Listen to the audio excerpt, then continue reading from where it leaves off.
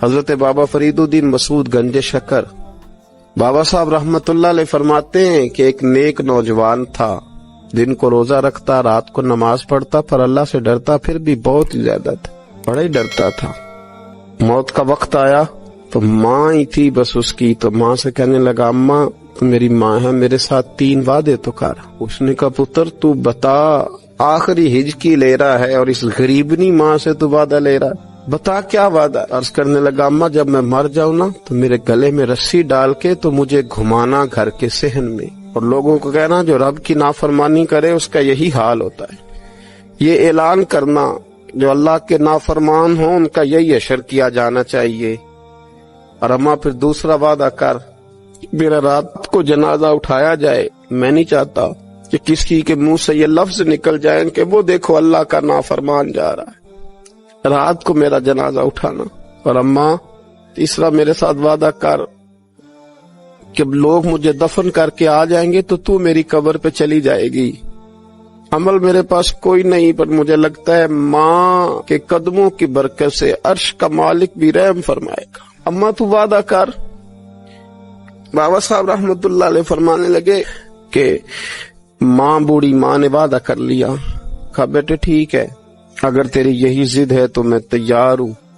پھر اس نے کلمہ شہادت پڑھا،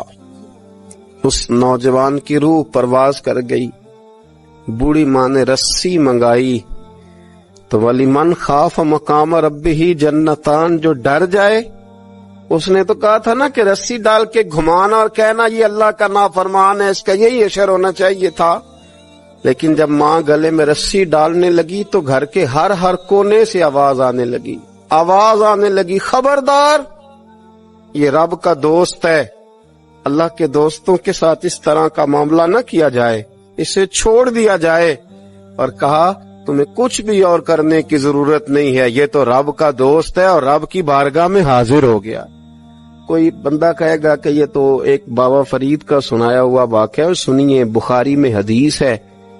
نبی پاک صلی اللہ علیہ وسلم نے فرمایا، حضرت ابو ہریرہ رضی اللہ تعالیٰ عنہ راوی ہیں، حضور فرماتے ایک شخص مرنے لگا تو اپنے بچوں سے کہنے لگا کہ میں جب مر جاؤں تو مجھے جلا دینا، اور پھر میرے جلے ہوئے وجود کو پیس دینا، پھر مجھے ہوا میں اڑا دینا، پتر مجھے اڑا دینا، مجھے بڑا ڈر لگتا ہے، اگر رب نے مجھ سے حساب پوچھا تو میں قابل نہیں ہوں، اڑا دینا مجھے ہواؤں میں، اگر اس نے مجھ سے حساب لیا تو بڑا سخت حساب لے گا۔ حضور فرماتے ہیں، بخاری میں موجود ہے، اس کے بچوں نے اسی طرح کیا،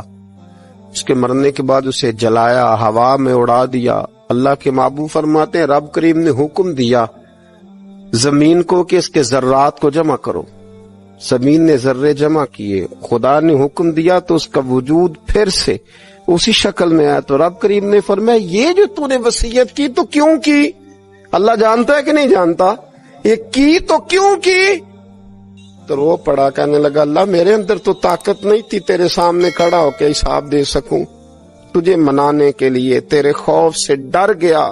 میں ڈر گیا۔ اگرچہ ہمارے بزرگوں نے لکھا ہے کہ آج یہ وصیت کرنا، اس رنگ میں یہ طرز اختیار کرنا درست نہیں، لیکن آپ غور فرمائیے کہ نبی پاک علیہ السلام فرماتے ہیں جب اس نے کہا نا اللہ تجھ سے ڈر کے یہ کیا، تو رب کریم نے فرمایا جا پھر میں نے تیری مغفرت کر دی، کیونکہ اللہ کو پتا تھا یہ دل سے بات کر رہا ہے۔